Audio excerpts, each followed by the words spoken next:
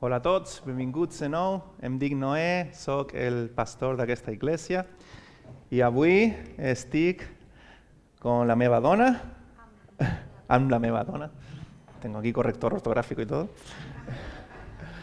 y amb la Nelly, y juntos vamos a hablar de un temazo hoy. Si alguno quiere recolocarse, que hay mucho espacio, con toda libertad, ¿vale? Saben que estamos en una miniserie que hemos titulado Discípulos, y hablamos el primer domingo de que discípulos siguen juntos a Jesús, siguen como grupo a Jesús, en grupos pequeños, en relaciones intencionales, dependiendo de la etapa de la vida.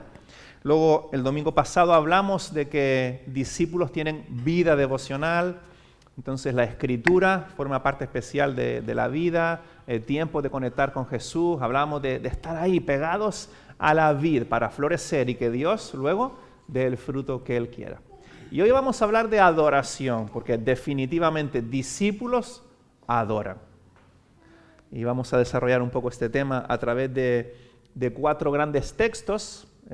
Es una introducción en 40 minutos o así que estaremos charlando, no podemos agotar el tema, pero vamos a hablar de adoración. ¿De qué hablamos cuando hablamos de adoración? ¿Por qué incluimos cuando hablamos de discípulos que discípulos adoran? Esto abarca toda la vida, no, son ciertas dinámicas que hacemos, son ciertas cosas que hacemos en ciertos momentos, que es adoración. Y lo vamos a hacer a modo de charla, por eso agradezco a Cere, que como saben es el líder de alabanza aquí en nuestra comunidad, y a Nelly, que está estudiando teología con concentración en alabanza congregacional, y juntos vamos a ir a través de estos textos. Así que comenzamos a charlar juntos y quiero introducir haciendo una pregunta muy abierta, pero simplemente que digamos algo al respecto.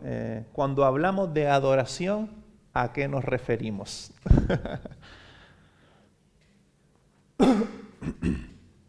Ok. Buenos días.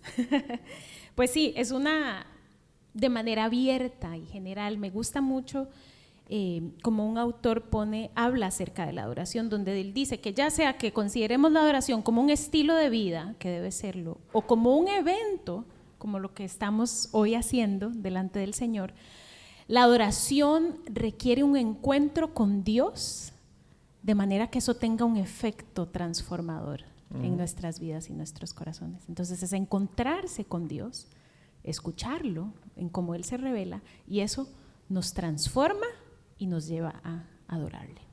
Eso es lo que yo daría como general. Buena pincelada. Yo he tenido que aprender que adoración es todo, ¿no? Y casi que en mis primeros pasos de seguir a Jesús, siempre me ha encantado cantar, tocar y expresarme así. Y he tenido que aprender que la adoración es más que eso es parte de adorar a Dios y una parte importante, pero que no solo es un momento o no solo hay una manera de hacerlo, que no estamos hablando de un estilo de música, que no estamos hablando de instrumentos, de canciones, sino que trasciende mucho más a toda la vida, ¿no? Como decía Nelly en esta pequeña introducción. Entonces, eso es una de las cosas en las que Dios primero empezó como a trabajar en que yo necesitaba entender que adoración significa toda mi vida. Es interesante que cuando hablamos de adoración en ciertos contextos, no sé si te suena por las iglesias por las que has ido pasando, pero se habla de música de adoración o música de alabanza, ¿no? Habría que ver qué significa eso, pero como yendo muy al detalle, ¿no? Hay una música que llamamos música de adoración, marginando la adoración no a la música, sino a un tipo de música, luego música de alabanza, y hacemos estas discriminaciones, ¿no? Tendemos a separar las cosas mucho. Y es interesante para mí, de manera de introducción, cuando hablamos, pararnos a pensar o a confundirnos un poco qué no es la adoración. Cuando Jesús está hablando con esta mujer, que a la pobre la llamamos la mujer en el pozo o la mujer samaritana porque no sabemos su nombre, ¿no? En Juan 4, y están hablando justo de adoración, de dónde adorar, y Jesús le dice, imagínense cómo habrá quedado esta mujer, ¿no? Le dice, ¿no hay que adorar aquí en este monte en Samaria? Y la mujer pensaría, claro, en Jerusalén. Y Jesús le dice, no, en Jerusalén tampoco. Dice, Dios está buscando discípulos que le adoren en espíritu y en verdad. ¿Qué significa eso? Pues no sé, a ver si respondemos un poco a esa pregunta hoy. Bueno, vamos a nuestro primer gran texto, Deuteronomio 6. Por supuesto, es la Escritura la que tiene que informarnos cuando hablamos de cualquier tema, y un tema como este, pues máxime, ¿no? Y vamos a leer aquí un gran texto. En el mundo judío sigue siendo, le llaman el Shema, ¿no? Porque es la primera palabra ahí en el hebreo. Un gran texto en la Escritura, en Deuteronomio 6, vamos a leer del 4 al 9. Dice: escucha, Israel, el Señor nuestro Dios es el único Señor. 6:5. Ama al Señor tu Dios con todo tu corazón y con toda tu alma y con todas tus fuerzas. Grábate en el corazón estas palabras que hoy te mando. Incúlcaselas continuamente a tus hijos. Háblales de ellas cuando estés en tu casa y cuando vayas por el camino, cuando te acuestes, cuando te levantes. Átalas a tus manos como un signo. Llévalas en tu frente como una marca. Escríbelas en los postes de tu casa y en los portones de tus ciudades. Wow, hay mucho aquí. Bueno, de nuevo, pregunta abierta, que es la pregunta que iremos respondiendo a lo largo de cada texto. ¿Qué nos muestra este pasaje acerca de la adoración en general o de la adoración congregacional, si queremos, en particular? A mí me encanta este texto, porque este texto, a ver, el libro de Deuteronomio es un preámbulo a que el pueblo de Israel entrara en la tierra prometida. Entonces Dios le estaba diciendo al pueblo, les estaba reafirmando quiénes eran ellos, ¿verdad? Y cómo debían adorarlo. ¿Cuál debía ser su modo de vida al entrar en la tierra prometida? Entonces yo creo que aquí está cimentando la base de la adoración, empezando por decir: el Señor, nuestro Dios, el Señor es un Dios único, o el Señor es uno, ¿verdad? Único. Entonces eso, creo que el primer punto que yo pensaba en cuanto a este pasaje es: la adoración es exclusiva a Dios. No, Dios no nos creó para adorar a algo más sino a Él. Entonces nuestra adoración, para empezar, debe ser exclusiva al Señor, reconociendo que Él es el único Dios que merece toda la adoración. No sé qué piensan. Oh, sí, quizá en ese sentido, la otra cara de la moneda sería: tras qué otros señores corre nuestro corazón, ¿no? Porque si Dios nos está diciendo el Señor es uno, es único, nuestro Dios es solo uno, es porque seguramente los israelitas, y seguramente te pasa a ti como me pasa a mí, nuestro corazón corre tras otras cosas cuando necesitamos algo a lo que agarrarnos, cuando necesitamos seguridad, cualquier cosa, corremos tras muchas cosas, ¿no? Nuestros propios recursos, ir a huir tras cualquier barbaridad para no pensar o lo que sea, ¿no? Por eso el texto, hablando de adoración, aquí ya rompe muchos melones, ¿no? Muchos paradigmas. Cierto. Nos empieza enfocando simplemente en que solo hay un Dios, es único y debemos seguirle. Sí, es revolucionaria la idea. Sí. Y es que tenían como un montón de opciones en realidad, porque estaban rodeados de naciones que adoraban a múltiples dioses y todos clamando: adóreme a mí, adóreme a mí, adóreme a mí, ¿verdad? Entonces lo que dices es importante, ¿verdad? Si no a Dios, nuestro corazón va a adorar otra cosa. Sí, podríamos decir que un discípulo comienza a adorar reconociendo que solo hay un Dios y que Él debe ser el motor de su vida y aquello que le impulsa y a lo que sigue, ¿no? Ahí comienza la vida de adoración. Yo este punto lo relacionaría con el texto de Colosenses 1, donde dice que todo fue creado para Él y por Él, ¿no? Entonces, teniendo en mente esto, si hemos sido creados por Dios y solo Él es Dios, la adoración es más importante de lo que pensamos, porque está totalmente relacionada con nuestro existir. O sea, es que existimos para eso. Entonces, si hay un tema importante, es la adoración, es cómo adoramos, porque es nuestro propósito de existir. El Señor nos ha creado para darle gloria a Él, para reconocerle que Él es el único, ¿no? Darle ese lugar que Él merece. Entonces, es un tema súper trascendente y que está innato a realmente quiénes somos. Somos adoradores. Cierto. Estaba pensando, intentando relacionar lo que hemos ido viendo, ¿no? Aunque el primer domingo tiene mucho que ver con el segundo, solo que en el primero hablábamos de cómo seguimos a Jesús juntos y en el segundo más nuestra vida devocional individual, ¿no? Pero cómo se relacionan estos grandes temas con una vida de adoración, o cómo este texto enfoca la adoración.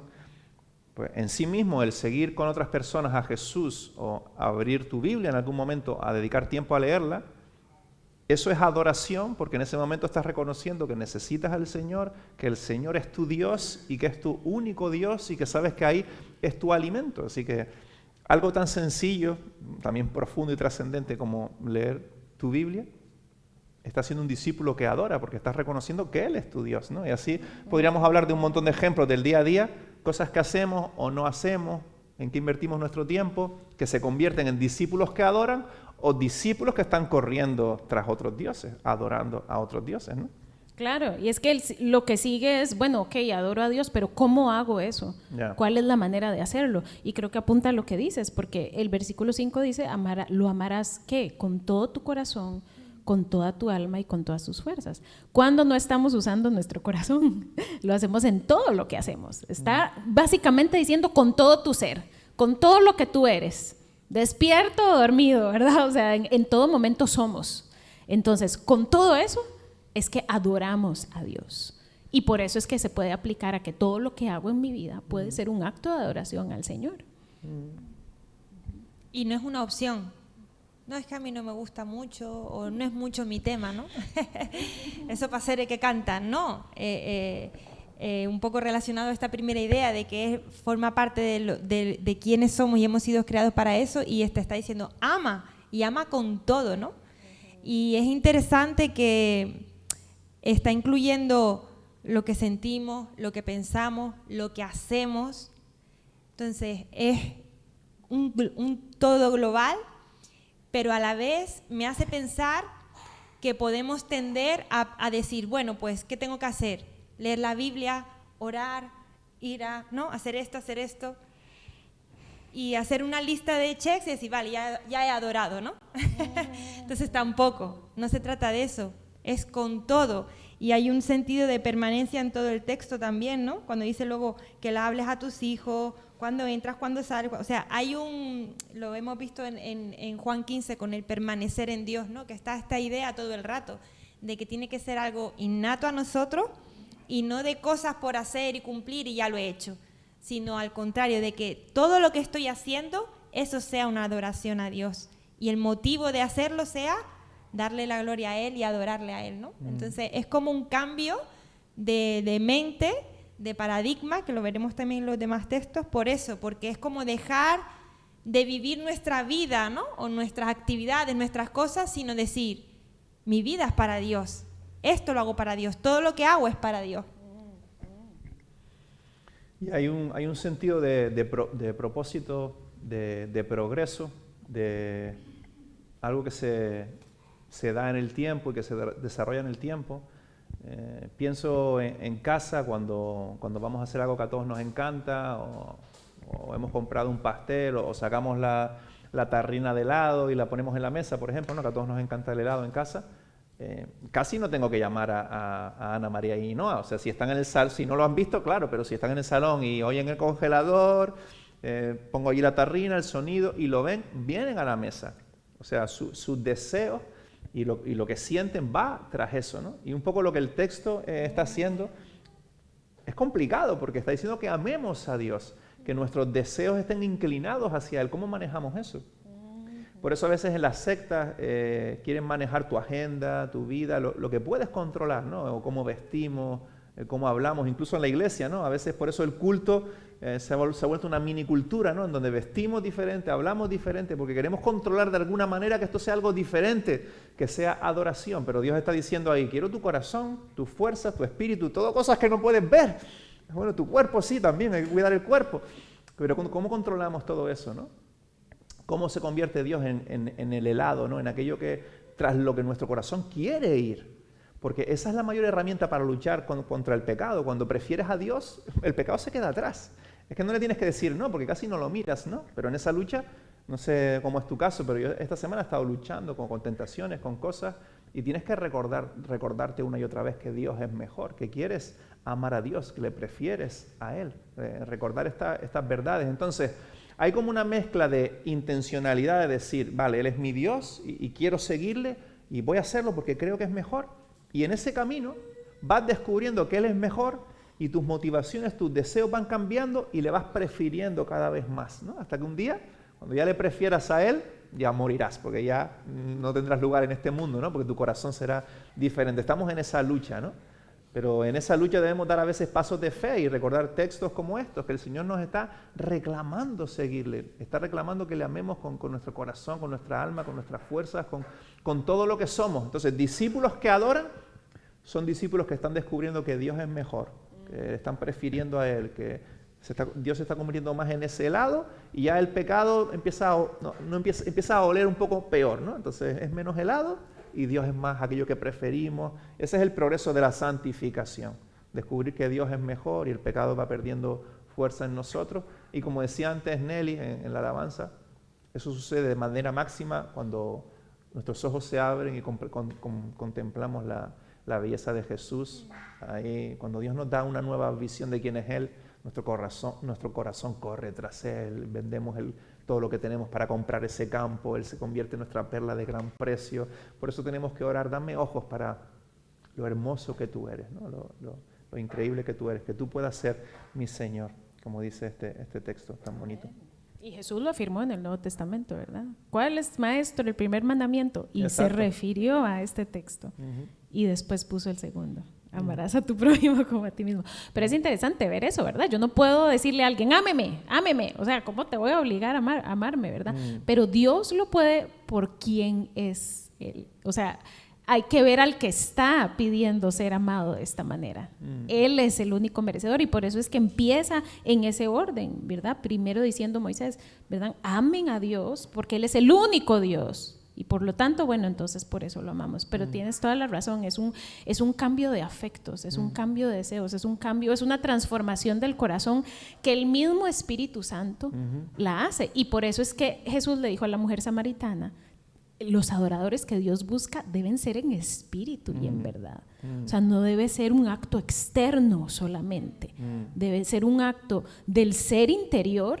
Y debe estar basado en la verdad de quién es Dios, en la revelación de Dios. Y por eso me parece tan maravilloso que nosotros podamos tener esto entre nuestras manos, que el Señor, que el Espíritu Santo nos haya dejado la Escritura, porque esa es la manera de conocer a Dios. Y obviamente en intimidad y buscándole, pero aquí está, ¿verdad? Aquí está en cómo Él ha decidido revelarse y podemos contemplarlo día a día e ir siendo transformados. Versículo 6. Grábate en el corazón estas palabras que hoy te mando, o sea, está ahí, ¿no? Y cuando preparábamos este material para la charla hoy, especialmente Nelly, trabajando en el material que íbamos a tratar, hablábamos de que, fíjate en el texto, cómo el texto incluye las dinámicas de adoración en las rutinas de la vida diaria. Si cuando vayas con tus hijos por el camino, ahí eres un discípulo que adora, habla la palabra, dile a tu hijo, mira, esa mariquita, esas motitas negras, wow, Dios es extraordinario, cómo ha creado algo así, o recuerda un versículo que leíste en el devocional familiar. O sea, discípulos que adoran incluyen a Dios y su gloria y a Jesús en todo, en los desayunos, en las cenas, en el camino, cuando un hijo se cae y tienes que abrazarlo para consolarlo.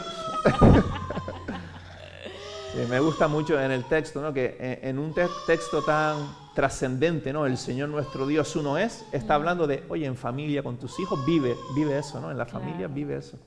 Y también implica que la adoración es nuestra obligación pasarla y enseñarla a la siguiente generación. Creo que es algo muy importante. Discípulos que discipulan, ¿no? Que están discipulando. Exactamente. O sea, no es solamente para mí personal. Yo adoro a Dios y ya Él verá, ¿verdad? Ya mis hijos, hay gente que dice, ya mis hijos decidirán. Y cierto, decidirán, pero ¿qué le estás enseñando? ¿Qué les estás modelando? Les estás mostrando la verdad de que Dios es el que es digno de ser adorado. Y por supuesto ya ellos llegarán a, ¿verdad? A tener que hacer esa decisión personal. Bien, pasamos a nuestro texto, ¿o quieres concluir Solo con algo? iba a decir que entonces, en consecuencia de todo esto, no podemos dejarlo a lo que surja. O sea, debemos ser intencionales en adorar, en examinar cómo estamos adorando y cómo lo estamos haciendo, ¿no? Y revisar nuestras intenciones del corazón, si lo que estamos viviendo lo estamos haciendo para nosotros, lo estamos haciendo para Dios, si estamos siendo responsables en animar a otros, si estamos siendo responsables en adorar conforme a los mandamientos, ¿no? Entonces, todo este ejercicio requiere intencionalidad. Y en esto también yo quería animar a las familias de la iglesia. Si usted tiene hijos o está casado, ¿verdad? O tiene su núcleo familiar, se puede practicar la adoración familiar en la casa. Ahora, a veces pensamos, bueno, es que tiene que ser un momento en que todos nos sentamos, leemos la Biblia, pero ¿verdad? Este llora, ese hace bromas, ¿verdad? Y se vuelve eso todo. Bueno, hasta eso también no importa, es la consistencia de enseñarle a nuestros hijos. La adoración no solo sucede en la iglesia, también sucede en la casa. Y así les vamos modelando, y muchas veces la manera de adorar o discipular es en el coche o mientras vas caminando de aquí a la escuela y vas teniendo una conversación con tu hijo, ¿verdad? El hecho, y lo que Moisés creo que aquí apunta y el Señor apunta, es no pierdas ninguna oportunidad para discipular a tus hijos y mostrarles lo que es adorar a Dios y enseñarlos en la adoración a Dios. Entonces aprovechemos cada momento, ¿verdad? Los que no tenemos familia, bueno, con amigos, con amigas, en el trabajo, ¿verdad? Pero creo que en la familia es muy importante, es muy, muy importante que ellos puedan ver que esto es una práctica de vida, que no es solo la práctica religiosa de los domingos. Total. Siguiente texto. Salmo 115, vamos a leer ahí del 1 al 8 y vamos a hablar un poquito de cómo habla de la adoración ahí. ¿Quieres leerlo tú, Sara, ahí en la Nueva Traducción Viviente, del 1 al 8? Salmo 115, del 1 al 8. No a nosotros, oh Señor, no a nosotros, sino a tu nombre le corresponde toda la gloria, por tu amor inagotable y tu fidelidad. ¿Por qué dejar que las naciones digan, ¿dónde está el Dios de Israel? Nuestro Dios está en los cielos y hace lo que le place. Los ídolos de ellos no son más que objetos de plata y oro. Manos humanas les dieron forma. Tienen boca, pero no pueden hablar. Tienen ojos, pero no pueden ver. Tienen oídos, pero no pueden oír. Y tienen nariz, pero no pueden oler. Tienen manos, pero no pueden sentir. Tienen pies, pero no pueden caminar. Y tienen garganta, pero no pueden emitir sonidos. Y los que hacen ídolos son iguales a ellos, como también todos los que confían en ellos. Bueno, ¿qué nos muestra este pasaje acerca de la adoración? A mí siempre me encanta el principio, no a nosotros, no a nosotros. A veces hemos convertido la adoración a Dios en algo centrado en el ser humano, en el hombre, ¿verdad? Y por eso es que pasan estas discusiones, cómo adorar, qué tipo de música, bla, bla, bla. Eso es centrarlo mucho en el hombre, en el ser humano, ¿verdad? El cómo lo hago, en lugar de centrarlo en el objeto de la adoración, no a nosotros, sino a tu nombre sea la gloria.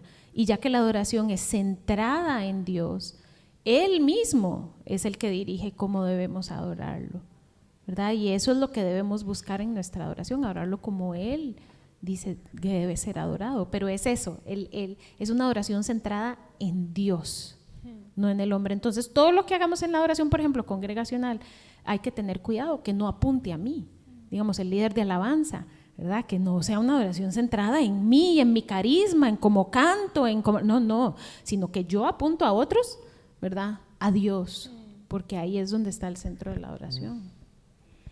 Total. Sí, muchas veces yo algo también que he aprendido ha sido esto, ¿no? Porque centraba la adoración en mí, en el efecto que en mí producía. Bueno, hoy demasiadas canciones lentas y él estaba como, no, yo necesitaba hoy como más. O es que, no sé, ese estilo de música, yo soy más de... Entonces, en una iglesia donde estuve en mi adolescencia, teníamos muchos instrumentos y cantábamos una serie de canciones y yo, pues eso, me encanta la música, entonces como que esa forma, yo estaba como que eso era la manera de adorar. Y llegó un pastor nuevo y quitó todos los instrumentos y dejó el piano solamente. Y solo se cantaban himnos. Y el Señor tuvo que enseñarme esto, porque yo me estaba dando cuenta que no estaba adorando de una manera correcta. Yo estaba adorando a Dios porque a mí esas canciones me gustaban, porque yo me sentía cómoda haciéndolo de esa manera, pero cuando me quitaron todo eso, yo me enfadé y dije, pero a ver, pero, primero, que por qué hace esto. Segundo, que porque si la Biblia pone con un montón de instrumentos, ¿cómo no vamos a poder adorar? Incluso con pasajes bíblicos, yo me enfadaba y todo, ¿no? Y argumentaba. Y el Señor hasta que me dijo, pero Sere, adora sí, ¿por qué no? ¿No puedes hacerlo? ¿Es que tienes que depender de un estilo de música para disfrutar de la alabanza realmente? Y ahí fue cuando yo empecé a decir, es verdad, el error está en mí.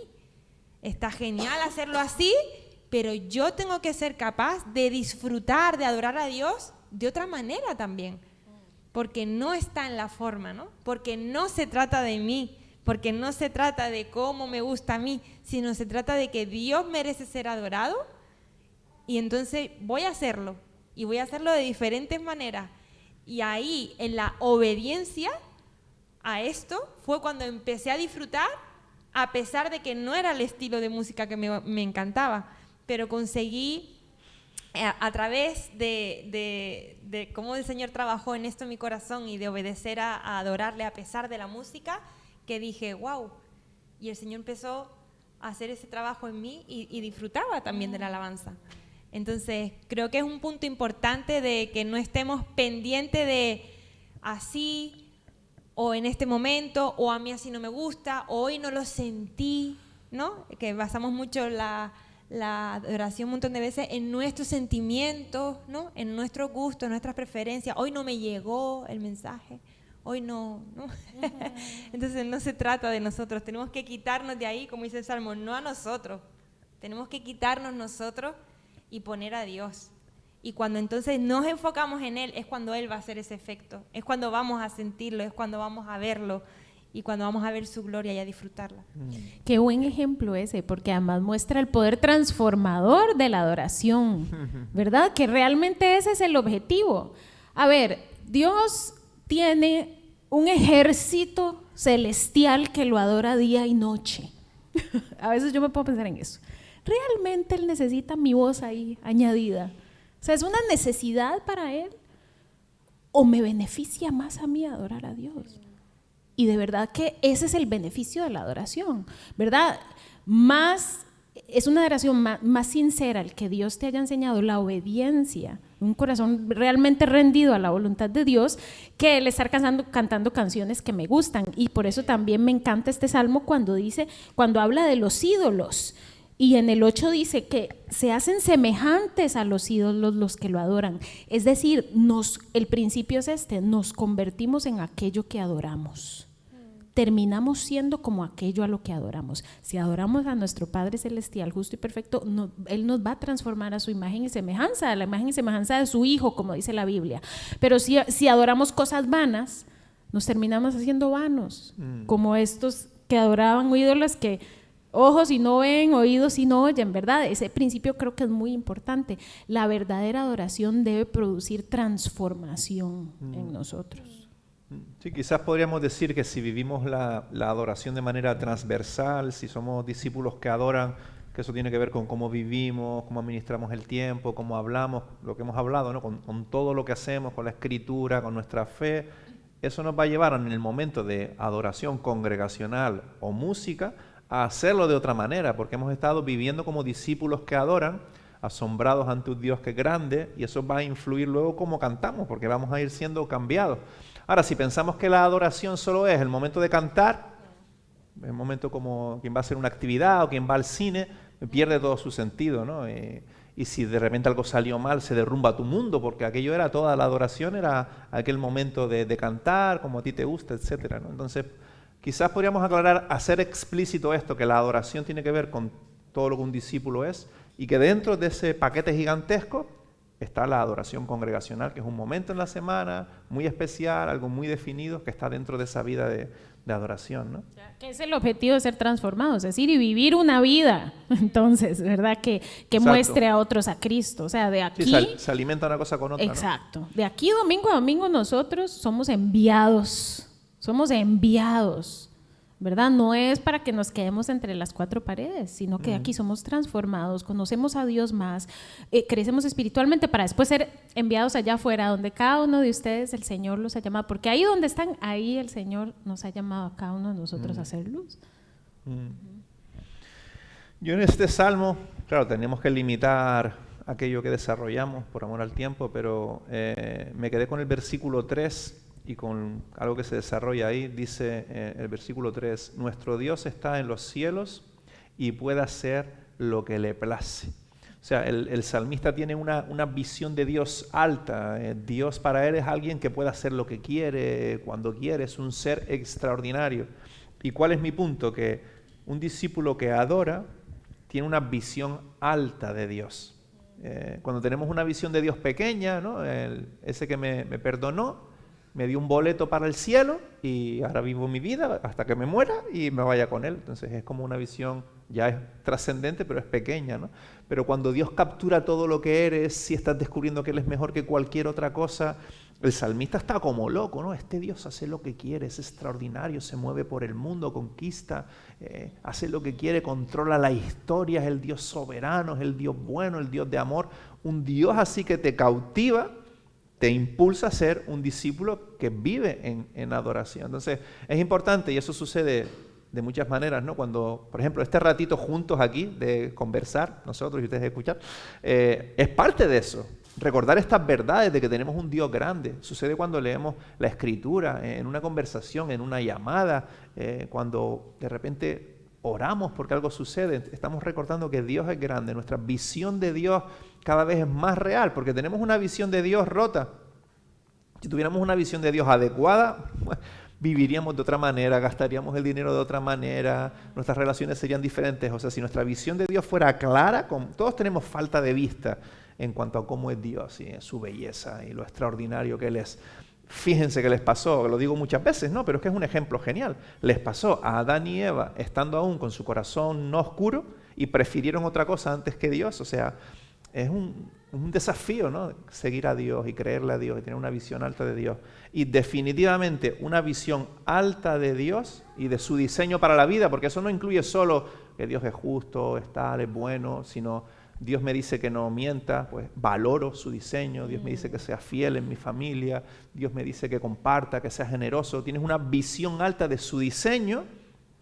Vas a ir acomodando tu vida a ese diseño porque tú estimas y valoras ese diseño y a medida que practicas y vives en ese diseño, vas siendo cada vez más un discípulo que adora, ¿no? Que siga a Dios en adoración. Entonces, una visión alta de Dios es importante. Y qué importante.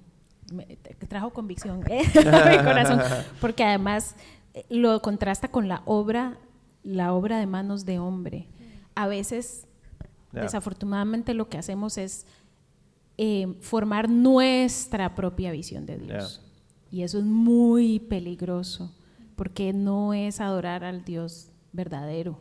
Entonces, esa visión alta de la que tú hablas es necesario alimentarla diariamente, y es la responsabilidad de la iglesia también ser fiel en presentar una visión alta del Señor en las canciones que cantamos y en todo lo que hacemos aquí. Digamos, ahora que hablamos de la música específicamente. Total. Y creo que aunque en el pueblo de Israel hacían ídolos de madera, de plata, ¿no? De metal que se tocaban, y quizás para nosotros el ejemplo hoy no vamos a hacer eso, pero sí que estamos en el mismo reto. Porque sobre todo en nuestra cultura hoy, el Salmo dice, no a nosotros, sino a tu nombre sea dada la gloria. Y nuestra sociedad, al contrario, está bombardeándonos día a día en que nosotros seamos el centro. Y empezamos a darle tanta importancia a eso, a lo que quiero, a lo que necesito, a mi derecho, ¿no? A ponerme yo primero. Entonces, al final me encanta que está reflejando el Salmo la insatisfacción de adorar a estos dioses, qué frustración, ¿no? De que tengo una boca que no hable, de que al final las manos pero que no sientan, ¿no? Entonces está expresando ese vacío que es un sinsentido, no sirve para nada, ¿no? Y que nos lleve a la misma reflexión, ¿no? Que el ponernos a nosotros primero o buscar ese valor en otras cosas donde solo lo tiene Dios, nos va a frustrar, nos va a seguir insatisfechos, vamos a estar insatisfechos, y solo en esa adoración a Dios y conectándolo con el primer punto que veíamos, en que también es innato por lo que hemos sido creados, solo Él es lo que nos va a satisfacer. Pues antes de aterrizar en nuestro último texto que explícitamente habla de adoración congregacional, de cantar, que queremos tocar ese punto también como iglesia, antes de aterrizar ahí vamos a pasar por Romanos 12, un momentín. Lo que estamos haciendo se llama teología bíblica, estamos yendo a través de grandes verdades, a través de toda la Biblia, viendo qué dice acerca de un mismo tema y cómo desarrolla un mismo tema. Vamos a leer ahí 2 versículos. ¿Quieres leerlos, Nelly? Romanos 12, 1 y 2. Sí, 1 y 2. Así que, hermanos, esta de Reina Valera, os ruego por las misericordias de Dios que presentéis vuestros cuerpos en sacrificio vivo, santo, agradable a Dios, que es vuestro culto racional. No os conforméis a este siglo, sino que transformaos por medio de la renovación de vuestro entendimiento, para que comprobéis cuál sea la buena voluntad de Dios, agradable y perfecta. ¿Qué nos muestra Nelly Ceres este pasaje acerca de la adoración? Yo pienso que nos muestra lo primero, es verdad, en respuesta ¿qué? A las misericordias de Dios. Nuevamente, la adoración es una respuesta a la revelación de quién es Dios. Es la manera en que yo respondo a ver al tener esta alta visión de quién es el Señor. ¿Respondo cómo? Bueno, presentando todo mi cuerpo, todo lo que soy nuevamente. O sea, creo que siempre el libro de Romanos en general, Pablo apunta, el problema del ser humano es un problema de adoración. Desde un principio, aún él dice, la naturaleza nos dice quién es Dios y decidimos adorar a la naturaleza en lugar de a Dios. Constantemente, ¿verdad? Nuestro corazón va a adorar tras otras cosas. Pero aquí entonces el llamado es, ya conocen la misericordia de Dios, lo presentó en los primeros 11 capítulos que pueden leer los de Romanos. Bueno, ahora presenten sus cuerpos como ese sacrificio vivo, ¿verdad? Como los israelitas traían los sacrificios en adoración al templo. Bueno, ahora nosotros somos el sacrificio de adoración. Y es contracultural también otra vez, porque vivimos en un mundo que queremos las cosas cómodas, fáciles, y la adoración hay que poner que es un sacrificio. O sea, costosa.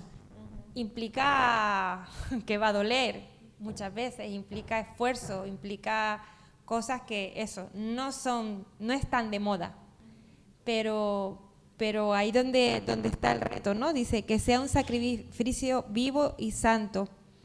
Esta es la verdadera forma de adorarlo, ¿no? Y está relacionado, luego también dice, no imiten las conductas ni las costumbres de este mundo. Más bien, que Dios transforme al cambiarles la manera de pensar, ¿no? Entonces, ¿cómo está relacionada también nuestra mente, lo que pensamos, todo lo que nos estamos alimentando? Y cómo a través de la palabra necesitamos hacer reset. Necesitamos estar constantemente, ¿no? Quitando todos esos mensajes negativos y llenarnos realmente de la verdad para poder adorar y tener realmente un sacrificio vivo, agradable a Dios, ¿no? Y qué increíble que solo a través de esa transformación, Pablo dice, así es como ustedes van a conocer la voluntad de Dios. Ayer hablaba con las chicas que muchas veces ansiamos conocer la voluntad de Dios, ¿verdad? Pero a veces lo ansiamos como quien tiene una bola de cristal y Señor, dime qué va a pasar en un año, ¿verdad? O algo así. Pensamos que eso es conocer la voluntad de Dios, y aquí lo que Pablo dice es, la manera de conocer verdadera la voluntad de Dios es tener una mente renovada, es ser una nueva persona, es ser un verdadero adorador que conoce a Dios, y así es que puedo conocer la voluntad de Dios, buena, agradable y perfecta, ¿verdad? Me gusta también esta parte del versículo 2 y quizás relacionando este tema de cómo ser discípulos que tenemos una vida de adoración y qué significa eso, porque creo que también, no sé si a ti te pasa como a mí, pero podemos tender a pensar que esto es como una parte un poco mística o espiritual o muy privada o quizá para el ratito del grupo pequeño. Pero ¿cómo adoras a Dios cuando estás, yo qué sé, en una fiesta popular de tu pueblo con tus vecinos ahí tomándote una cerveza? O sea, ¿qué significa en ese momento, no? Porque en ese momento estamos llamados a ser discípulos que adoramos a Dios cuando estamos en misión. Veíamos con Nelly aquel primer viernes que podemos dividir la historia en diferentes fases y estamos en la fase de antes de la consumación, en la misión. Ya ha llegado la redención, estamos en esa fase de que el reino de Dios avance hasta que culmine y Jesús vuelva, ¿no? Entonces, ¿cómo adoramos en el camino? Nos da ahí un aviso del versículo 2, dice, está en negativo, ¿no? Pero dice, bueno, pues cuidado con amoldaros, no os amoldéis al mundo actual.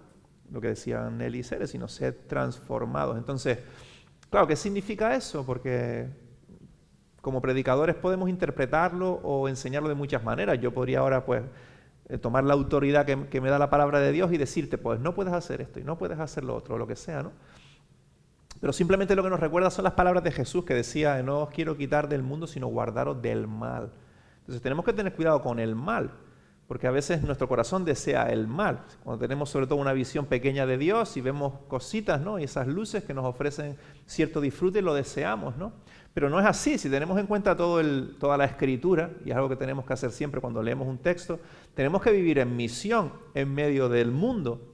Entonces es posible estar con tus vecinos, tomando algo en la fiesta popular del pueblo y ser ahí un discípulo que adora. De hecho, es lo que Jesús hizo. Jesús es el paradigma perfecto de un hombre que adoró a Dios todo el tiempo y todo el tiempo que le criticaban, que estaba en las fiestas populares tomando vino con prostitutas y con no sé cuántos y con gente de mala fama y todo eso. Entonces, tu llamado es tener una visión alta de Dios que te lleva a tener un corazón que adora, que te lleva a vivir en medio del mundo, en medio de la gente del mundo, de los débiles, de los necesitados, de tus vecinos, de tus amigos, y ahí vivir tu fe. Tu visión alta de Dios te guarda de correr tras el mal en esas dinámicas. No, eres una luz en medio del mal en esas dinámicas y así te conviertes en misión también en un discípulo que adora, ¿no? Bien, aterrizamos. Estamos manejando muy bien los tiempos, estoy contento. Tenemos tiempo para Colosenses 3:16. Vamos a hablar un poquito ahí más ahora sí concretamente de la expresión congregacional, musical, creativa, ¿no? El momento de alabanza es una expresión creativa, como cuando pintas un cuadro para la gloria de Dios, o lo que sea, una expresión creativa, bíblica, porque es un llamado bíblico, de expresar esa adoración, es un reboce, ¿no? de esa adoración. ¿Quieres leerlo, Cere? Colosenses 3:16. Yo tengo una versión diferente. Dice, que el mensaje de Cristo, con toda su riqueza, llene sus vidas. Enséñense y aconséjense unos a otros a toda la sabiduría que Él da. Canten salmos e himnos y canciones espirituales a Dios con un corazón agradecido. Amén. Y yo leería también el 17, y todo lo que hagan o digan, háganlo como representantes del Señor Jesús y den gracias a Dios Padre por medio de Él. Sí, lo lleva a lo práctico. Yo estaba leyendo un autor que hablaba sobre este pasaje y él habla, ¿verdad?, de la adoración congregacional. ¿Cuál debe ser el contenido? Nos dice que la palabra de Dios, que la palabra de Cristo, ¿verdad?, habite abundantemente en sus corazones. ¿Cuál es el medio de que esa palabra de Dios habite? ¿Por qué medio? Bueno, cuando nos enseñamos y exhortamos, aconsejamos. ¿Cuál es la audiencia? ¿A quién hacemos esto? Los unos a los otros, ¿verdad? ¿Cuál es la sabiduría que debemos usar para eso? La sabiduría humana, los libros de psicología, no, ¿verdad? Con toda sabiduría, la sabiduría de Dios. ¿Cuál es la forma en que también podemos hacer eso? Una de las formas es cantando, cantando. ¿Cuál es la variedad de esas formas? Bueno, los salmos, los himnos, los cánticos espirituales, es decir, toda forma de canto. Me encanta. ¿Y cuál es la actitud? Bueno, con acción de gracias en nuestros corazones, ¿verdad? Lo deja como de manera muy clara y le da mucho sentido a lo que venimos a hacer domingo a domingo.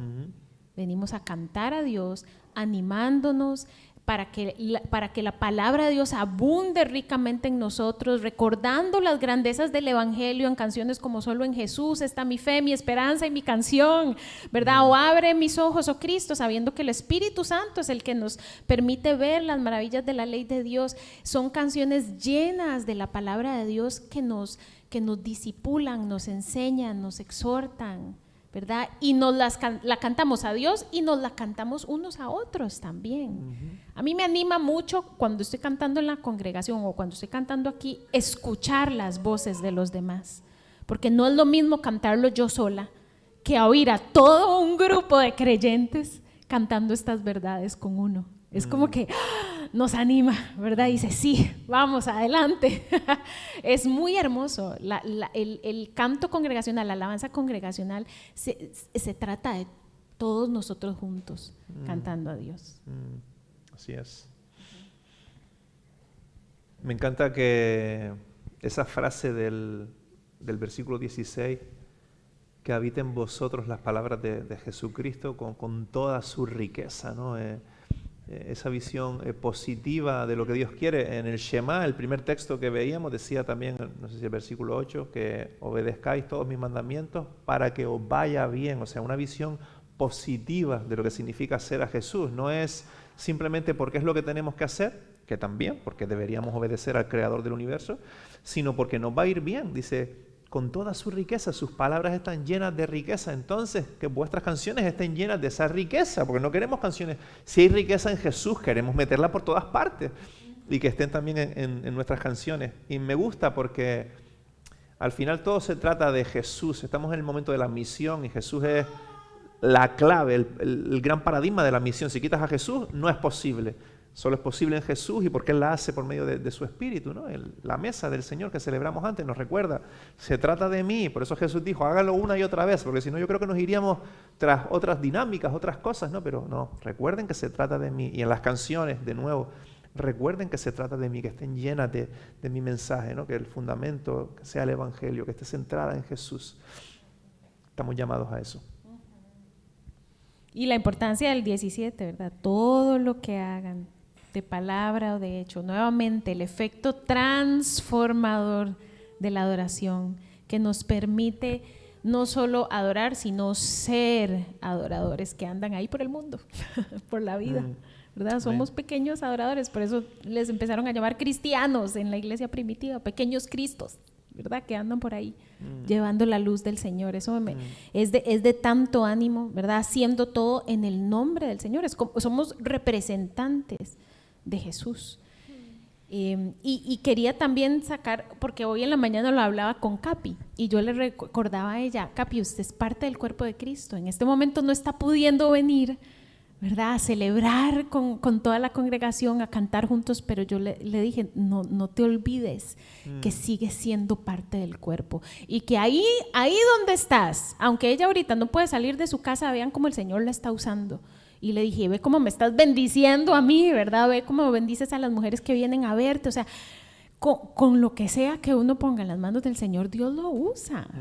Y podemos glorificar a Dios. Entonces, hablamos de eso, de que esta vida de adorador y adoradora, ¿verdad?, se vive en todos los ámbitos de la vida. Pero qué privilegio poder hacerlo juntos. Es como una ocasión especial, ¿verdad? El que nos juntemos a hacerlo domingo a domingo. Total. Bueno, ¿algún último desafío con el que queramos dejarnos los unos a los otros? Y en un minutito quisiéramos lanzar algún desafío que nos ayude, que nos impulse. ¿Qué diríamos? Yo quisiera desafiar, bueno, primero agradecer porque me encanta, esta congregación canta a todo pulmón y lo amo. Lo amo, sigan, no importa, desafinados, canten a todo pulmón. No todas las congregaciones son así que gloria a Dios, los felicito por eso. Mi ánimo sería que el servicio de adoración dominical sea un resultado de toda nuestra vida semanal como adoradores. O sea, preparemos nuestro corazón para venir a adorar al Señor los domingos durante la semana. ¿Y cuándo empieza la preparación para el domingo? El lunes. O el domingo a las 3. Y que el resultado de la adoración sea, otra vez, ser enviados, porque el Señor nos llama a misión, como dices tú, en estos tiempos, a todos y cada uno de nosotros, así estemos en una silla de ruedas, así estemos, no importa en la etapa de vida en la que estemos, así los niños también. Entonces, la importancia, ¿verdad? Ahora yo veía a los niños de que vean, ok, ¿qué está pasando? ¿Qué está haciendo esta gente? Tal vez no lo entienden del todo ya, pero ven que algo es diferente, nuestra manera de vivir es diferente. Entonces, esto de pasarlo a la siguiente generación es importantísimo. Es importantísimo. Cada uno de nosotros somos llamados a ser discípulos. Entonces, vamos, hagamos discípulos ahí donde el Señor nos llama. Total. Yo estaba recordando una canción de las de siempre, ¿no? Que dice, dame un nuevo corazón para adorarte, limpio como el cristal, ¿no? Y sí, Nelly nos está hablando de la oración congregacional, entonces digo, voy a hablar yo entonces algo personal, ¿no? Que el Señor nos dé este corazón porque estamos viendo esto, ¿no? Que no se trata tanto de lo que hacemos, sino al final es una cuestión del corazón, ¿no? De ídolos. Vamos siempre a estar adorando a algo, o a Dios, o vamos a estar viviendo para nosotros mismos y para nuestros ídolos, los ídolos de nuestro corazón. Así que el Señor nos ayude a estar revisando, ¿no? ¿Qué ídolo tenemos que quitar de nuestro corazón y darle solo la gloria a Él, ¿no? Y el mismo hecho, el mismo acto que hagamos puede ser para nosotros mismos o puede ser dedicado a Dios, ¿no? Entonces, que el Señor nos dé este corazón de adoradores, que nos dé un corazón que le ame, como veíamos desde el primer texto, y que esa vida de amarle, de buscarle, de reconocerle como el único, sea el que esté transformando nuestro corazón de piedra, lo esté moldeando a quien es Él y a la alabanza que Él merece, y que entonces es cuando vamos a estar disfrutando, vamos a estar siguiendo a Dios en esa vida plena, en esa vida que tenemos ganas de buscarnos y de cantar, o de que llegue el domingo y poder cantar con fuerza porque ya lo estamos disfrutando, ¿no? Así que esa sería mi oración hoy, que el Señor nos cambie el corazón, que nos dé un corazón limpio como el cristal. Para alimentar todo esto necesitamos una visión que está creciendo de Dios, y ese es uno de los procesos del discipulado, crecer en nuestra relación con Jesús. Así que yo os animaría, igual que lo quiero para mi propio corazón, a cuidar vuestra visión acerca de Dios. Recuerdan que Jesús nos dijo que oráramos siguiendo los temas de conversación del Padre Nuestro, que muchas veces lo hemos olvidado como iglesia, ¿no? Pero Jesús nos dijo que oráramos esos temas, y el primer tema es Padre Nuestro que estás en los cielos. Lo primero que quiere Jesús que recordamos incluso cuando oramos es primero que Él es nuestro Padre, que ya eso es mucho, pero que Él está en los cielos, que Él es grande, que Él puede con todo, que Él es extraordinario, que Él es mejor que los ídolos que quieren ir tras tu corazón, que Él vale la pena, que Él es bueno, que Él está por ti, Él está en los cielos, Él gobierna, Él es el Rey. Así que cuidemos esto cuando leemos nuestra Biblia, cuando oramos, cuando el pecado nos quiere seducir, esas micro oraciones de Señor, muéstrame que tú eres mejor, quiero preferirte a ti, ayúdame a dar un paso de fe, ahora mi corazón está loco, porque a veces estamos débiles, ¿no? Cuando tienes un día cansado, emocionalmente inestable, ahí van a venir las tentaciones porque estás débil, frágil, entonces ahí debe haber este reflejo en nosotros, ¿no? De recordar que Dios es grande. Entonces desarrollemos esta visión de Dios grande, y en Jesús vemos a un Jesús grande. Señor, gracias por este tiempo. Ha sido un regalo poder desarrollar este tema a través de estos textos junto a Nelly y a Cere.